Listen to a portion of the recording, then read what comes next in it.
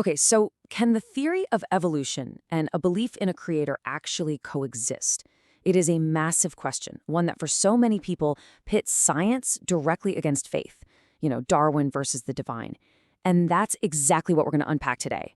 For well over a century now, this has been a central point of tension. When Darwin's theory of evolution came along, it offered this powerful, completely natural explanation for the incredible diversity of life we see on Earth. And for a lot of people, that seemed to write God right out of the story. But does it really have to? To really understand this whole conflict, we've got to start with the core challenge. The argument from evolution isn't some minor disagreement.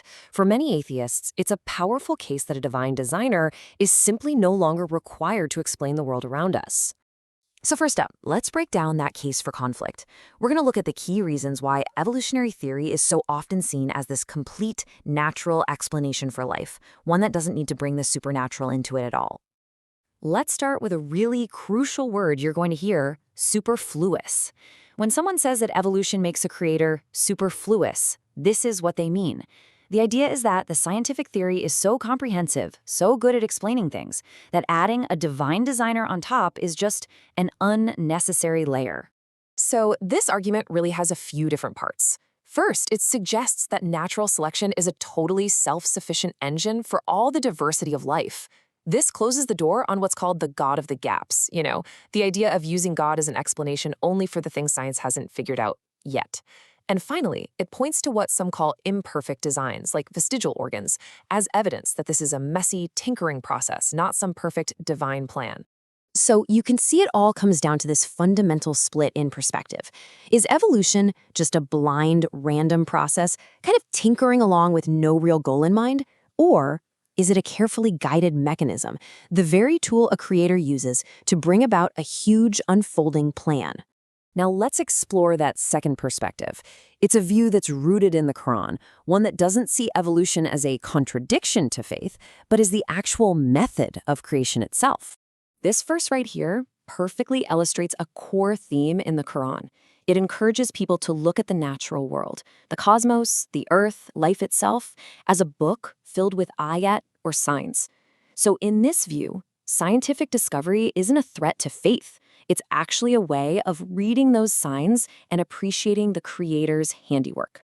And this leads us to a concept known as theistic evolution.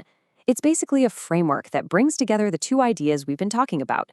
It fully accepts the science of evolution, mutation, selection, all of it, but it sees those very processes as being initiated and guided by God to achieve a divine purpose.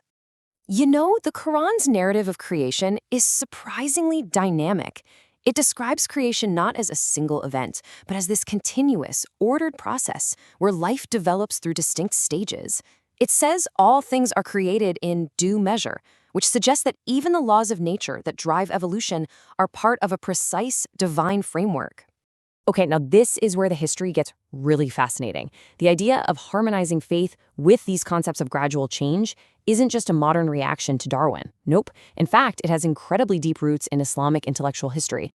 We're talking about ideas that go back way further than you might think. I mean, centuries before Darwin. Scholars in the Islamic world, like Al-Jahiz, were already writing about a struggle for existence, and thinkers like Ibn Khaldun were describing a clear progression of life, from simpler forms to more complex ones. This really challenges that whole modern idea that science and faith have always been at war. This quote from Ibn Khaldun it's just extraordinary. It was written in the 14th century, and he's describing a gradual process of creation and explicitly connects the higher stage of man to the world of monkeys. I mean, that is a stunningly prescient vision of an interconnected, developing natural world.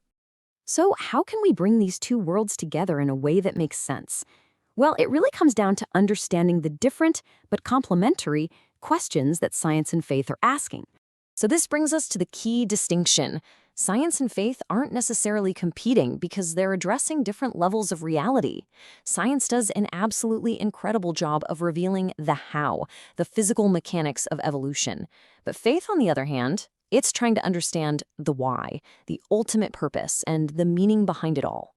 And this is really the ultimate synthesis. The laws of nature that govern evolution aren't a challenge to a creator's power. They are a manifestation of a creator's wisdom.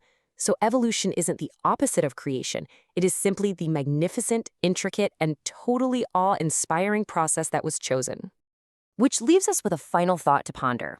Maybe the powerful, evidence-based song of evolution isn't a cry against the existence of a creator at all. Maybe, if you listen closely enough, it's the melody of creation itself.